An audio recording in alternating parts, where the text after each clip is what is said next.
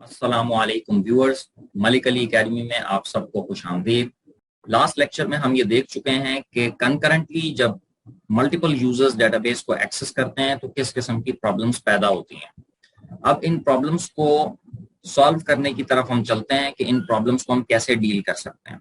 Methods for concurrency control. Basically हमारे पास दो major तरीके हैं। एक तरीका कहलाता है पेसिमिस्टिक कंकरेंसी कंट्रोल, जो कि यहाँ पे आपको नजर आ रहा है, और एक है optimistic concurrency control. Pessimistic concurrency control में वो सारे मेथड्स और वो सारी टेक्निक्स आएंगी जिनमें हम ये बिलीव रखते हैं कि कॉन्फ्लिक्ट ने होना ही होना है और हमने हर हाल में कंकरेंसी को यकीनी बनाना है। यानी कि यहाँ पे हम जरा नेगेटिव माइंड पेसिमिस्ट होकर चलते हैं, ठीक है।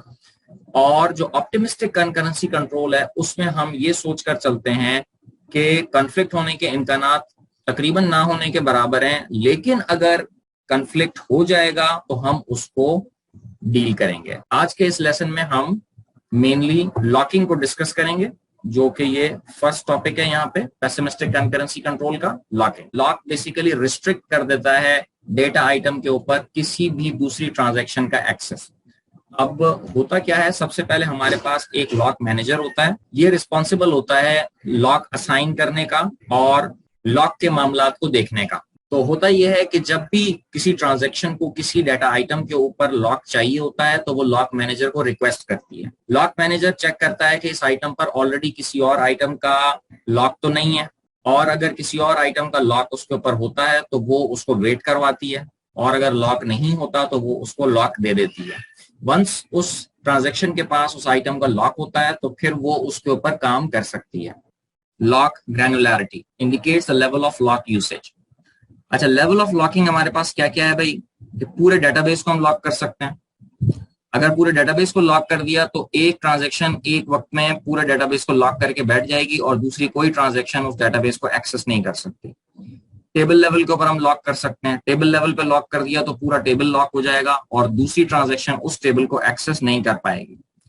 पेज लेवल लॉक हम कर देंगे तो फिर पेज के ऊपर लॉकिंग होगी। अब ये पेज होता क्या है?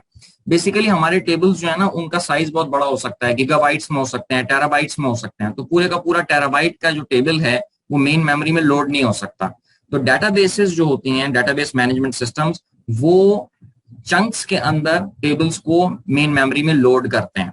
नॉर्मली एसक्यूएल सर्वर में पेज साइज होता है 64 किलोबाइट्स। इसका मतलब यह है कि फर्ज करें अगर आपके पास एक टेबल है जिसमें हर रिकॉर्ड 1 केबी का है, तो इसका मतलब यह है कि 1 पेज में 64 रिकॉर्ड्स होंगे।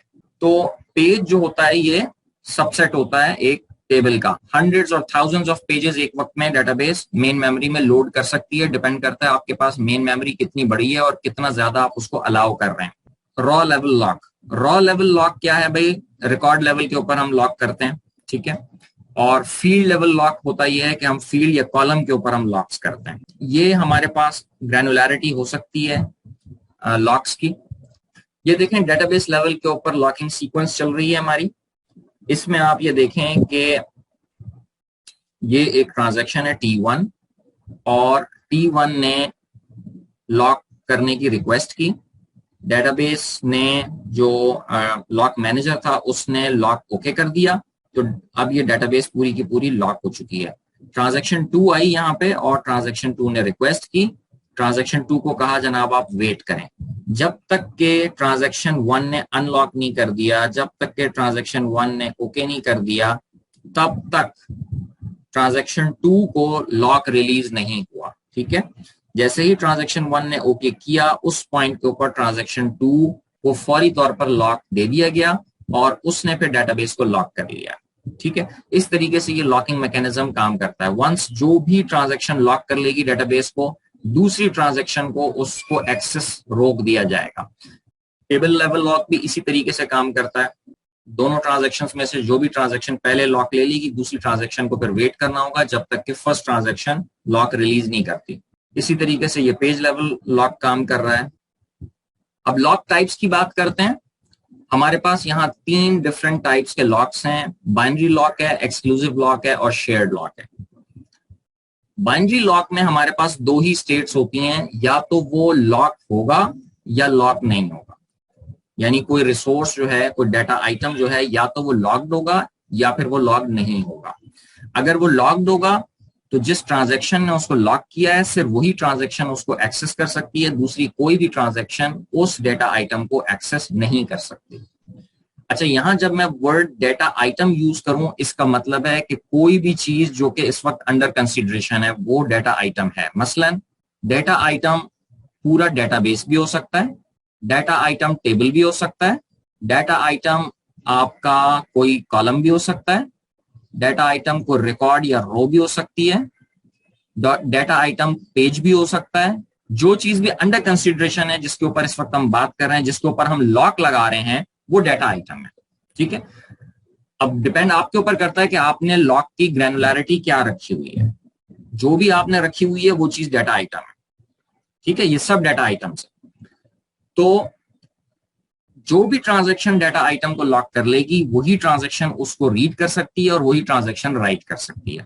ये है कॉन्सेप्ट बाइनरी लॉक का। इसमें दो ही स्टेट्स हैं। अच्छा, अब आते हैं एक्सक्लूसिव लॉक। अब हुआ ये कि बाइनरी लॉक में प्रॉब्लम ये थी कि वंस आपने लॉक कर लिया, आप दूसरी ट्रांजैक्शन को रीड भी करने नहीं दे रहे। बहुत सारे केसेस में होता है, 90% से ज्यादा केसेस में होता है कि रीड करना होता है, तो उससे जो कंकरेंसी है वो बहुत ज्यादा रिड्यूस हो जाती है, परफॉर्मेंस काफी रिड्यूस हो जाती है। तो फिर एक और तरीका निकाला गया। इन्होंने कहा जी आप ऐसा करें, शेयर्ड लॉक का कॉन्सेप्ट दे दें। शेयर्ड लॉक का मतलब यह है कि अगर किसी ट्रांजैक्शन ने शेयर्ड लॉक लगाया है तो दूसरी तमाम ट्रांजैक्शंस को रीड करना अलाउ है। एक्सक्लूसिव लॉक का मतलब यह है कि वंस अगर आपने एक्सक्लूसिव लॉक कर दिया है, it is just like binary lock. Once ये लॉक लगा है एक्सक्लूसिव लॉक, तो सिर्फ जिस ट्रांजैक्शन ने उसको लॉक लगाया है वही ट्रांजैक्शन उसको एक्सेस कर सकती है, दूसरी कोई ट्रांजैक्शन उसको एक्सेस नहीं कर सकती, ना रीड कर सकती है ना राइट कर सकती है। शेयर्ड लॉक में रीड कर सकती हैं दूसरी ट्रांजैक्शंस। ठीक है, अब बात करते हैं टू फेज लॉकिंग के ऊपर। टू फेज लॉकिंग का मैकेनिज्म असल में ये बताता है कि हमें किसी भी डेटा एलिमेंट को लॉक करना कैसे है। ठीक है, लॉकिंग का मैकेनिज्म काम करेगा कैसे। तो यहां पे क्या defines how transaction acquire and relinquish locks, guarantee serialisability but does not prevent deadlocks. ठीक है, सीरियलाइजेबिलिटी क्या चीज है, हमने जैसे कि देखा था कि कंकरेंट एक्सेस जब हम करते हैं तो हमारे लिए प्रॉब्लम्स पैदा होती हैं। तो हमने ये कहा कि भाई हम इस तरह की कोई इन्वायरमेंट पैदा करें कि जहां जहां हम कंकरेंटली एक्सेस कर सकते हैं, कंकरेंटली काम कर सकते हैं, वहां वहां कंकरेंटली काम करें। और जो सेंसिटिव एरियाज हैं, जिन एरियाज पे हम कंकरेंटली काम नहीं कर सकते, उन एरियाज को हम सीरियल फैशन में एग्जीक्यूट करें। और सीरियल फैशन में एग्जीक्यूट करने के लिए ही हम ये लॉकिंग वगैरह कर रहे हैं।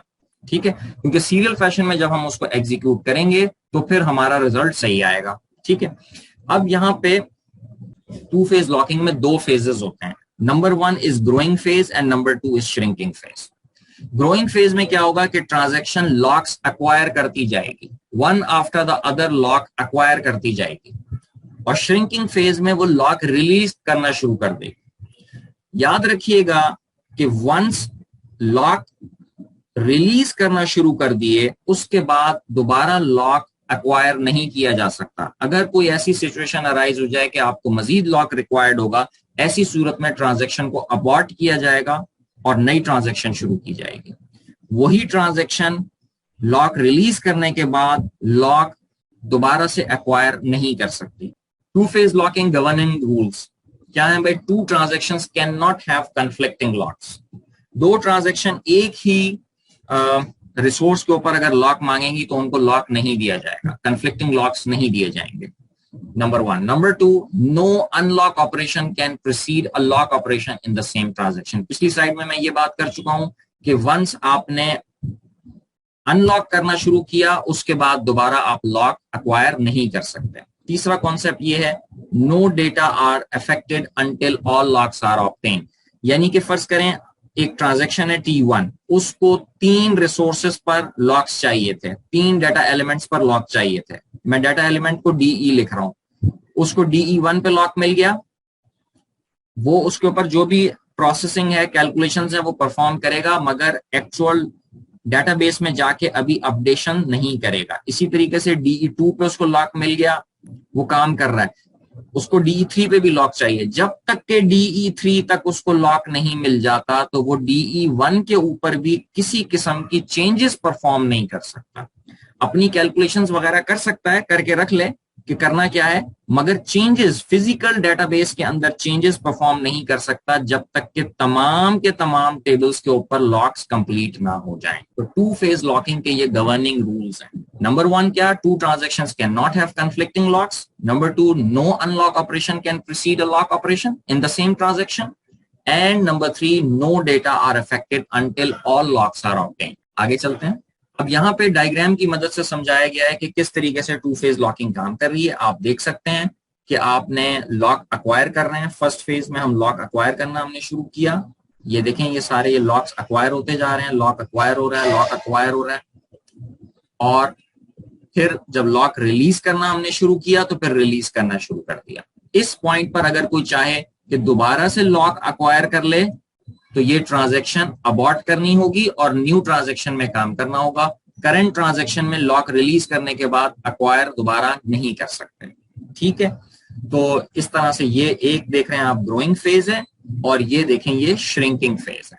Now advantages and disadvantages of using to phase locking. सबसे पहली चीज गारंटीड सीरियलाइजेबिलिटी, के टू फेज लॉकिंग सीरियलाइजेबिलिटी को यकीनी बनाता है और ये बहुत बड़ी बात है। मगर इसके डिसएडवांटेजेस भी हैं। डिसएडवांटेजेस क्या हैं? Doesn't guarantee deadlock free environment. ये डेडलॉक को नहीं बचा सकती 100%, डेडलॉक्स आ जाते हैं। दूसरा, it limits the amount of concurrency, concurrency को ये रिड्यूस करती है। इसकी डिटेल्स हम उस वक्त पढ़ेंगे जब हम स्केजुलिंग को पढ़ेंगे, तो इंशाल्लाह मैं स्केजुलिंग के अंदर आपको ये कॉन्सेप्ट क्लियर कर दूंगा कि किस तरीके से ये कंकरेंसी को लिमिट कर रही है। तो तीसरा पॉइंट है, it doesn't allow all conflict serialisable schedules. तमाम कॉन्फ्लिक्ट सीरियलाइजेबल स्केड्यूल्स जो हैं ये उनको अलाउ नहीं करती, और ये भी जिस वक्त हम स्केजुलिंग को पढ़ेंगे उसमें ये सारे कॉन्सेप्ट्स आपके क्लियर हो जाएंगे। आगे चलते हैं। What is a deadlock and how we can control it. सबसे पहली चीज ये है कि डेडलॉक है क्या। डेडलॉक एक ऐसा कॉन्सेप्ट है कि जिसके अंदर दो ट्रांजैक्शंस सेम सोर्स को लॉक करना चाहती हैं और एक दूसरे के लिए रास्ता ब्लॉक कर देती हैं। कैसे? मैं आपको एक एग्जाम्पल की मदद से ये चीज समझाता हूं। फर्स्ट करें, हमारे पास एक ट्रांजैक्शन 1 है T1 और एक ट्रांजैक्शन है T2। एक हमारे पास रिसोर्स है R1 और एक हमारे पास रिसोर्स है R2। अब मसला ये है कि ट्रांजैक्शन 1 को रिसोर्स 1 और रिसोर्स 2 चाहिए अपना काम करने के लिए, और ट्रांजैक्शन 2 को भी रिसोर्स 1 एंड रिसोर्स 2 चाहिए अपना काम करने के लिए। तो क्या हुआ कि ट्रांजैक्शन 1 ने रिक्वेस्ट भेजी रिसोर्स 1 को कि भाई लॉक कर लो, और ट्रांजैक्शन 2 ने इमीडिएटली रिक्वेस्ट भेजी R2 को कि लॉक कर लो। अब हुआ क्या है कि जब रिक्वेस्ट भेजी, इसकी रिक्वेस्ट एक्सेप्ट हो गई और इसको लॉक मिल गया ट्रांजैक्शन 2 को, और इसी तरीके से रिसोर्स 1 का लॉक ट्रांजैक्शन 1 को मिल गया। अब क्या हुआ, ट्रांजैक्शन 2 ने रिसोर्स 1 की कि जनाब इसको भी मुझे लॉक करना है। ये लॉक फिलहाल वेट में चला गया। इसी तरीके से ट्रांजैक्शन 1 ने भी रिसोर्स 2 को लॉक करने की रिक्वेस्ट भेजी और यहां पे भी वेट में चला गया। क्यों? इसलिए कि ट्रांजैक्शन 2 ने ऑलरेडी इसको लॉक किया हुआ है। अब ट्रांजैक्शन 1 इंतजार कर रही है कि रिसोर्स 2 के ऊपर लॉक रिलीज हो ताकि मैं रिसोर्स 1 और रिसोर्स 2 दोनों पे काम कंप्लीट करके लॉक अपना रिलीज कर दूं, और ट्रांजैक्शन 2 भी वेट कर रही है कि भाई रिसोर्स 1 के ऊपर ट्रांजैक्शन 1 अपना लॉक रिलीज करे ताकि मैं रिसोर्स 1 के ऊपर लॉक करके जो अपना काम रिसोर्स 1 और रिसोर्स 2 पे करना है वो कंप्लीट करके दोनों को रिलीज कर दूं। अब ये एक ऐसी सिचुएशन पैदा हो गई है, नेवर एंडिंग किस्म की सिचुएशन पैदा हो गई है। ये जो सिचुएशन है ये कहलाती है डेडलॉक। तो होपफुली ये आपको समझ आ गया होगा। तो deadlock is a situation when two transactions wait indefinitely for each other to unlock data, known as deadly embrace. अब हम देखते हैं डेडलॉक को कंट्रोल करने की टेक्निक्स। डेडलॉक को कंट्रोल करने की हमारे पास 3 टेक्निक्स हैं। एक है डेडलॉक प्रिवेंशन, एक है डेडलॉक डिटेक्शन और एक है डेडलॉक अवॉइडेंस। 3 टेक्निक्स हैं। प्रिवेंशन में क्या होता है? प्रिवेंशन में ये होता है कि transaction requesting a new lock is aborted when there is a probability that a deadlock can occur, used in DBMS supporting data warehouses.